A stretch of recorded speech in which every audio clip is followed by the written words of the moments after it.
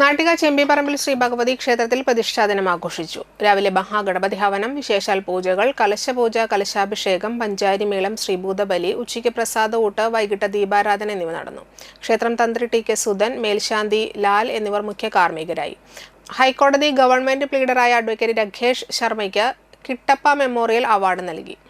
കുടുംബത്തിൽ ഉന്നത വിജയം നേടിയ വിദ്യാർത്ഥികളെയും ചടങ്ങിൽ അനുമോദിച്ചു. ക്ഷേത്രം president CP Ramakrishnan, secretary CK Gopakumar, treasurer advocate CV Vishwesh, vice president CK Ashokan, joint secretary CG Santhosh എന്നിവർ ചടങ്ങുകൾക്ക് നേതൃത്വം നൽകി.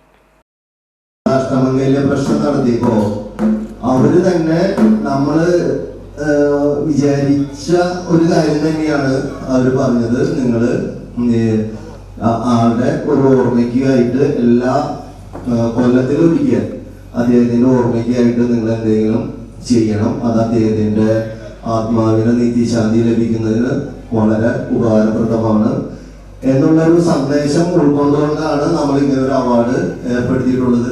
മാത്രമല്ല, ഇത്തരം അവാർഡുകള് നമ്മുടെ കുടുംബത്തില് പഠിച്ചു വരുന്ന പുതിയ തലമുറയ്ക്ക് ഒരു പ്രചോദനമാണ്. ഇത് നല്ലൊരു കാര്യമാണ്. എല്ലാവരും അതിൽ പങ്കെടുക്കണം, പ്രോത്സാഹിപ്പിക്കണം.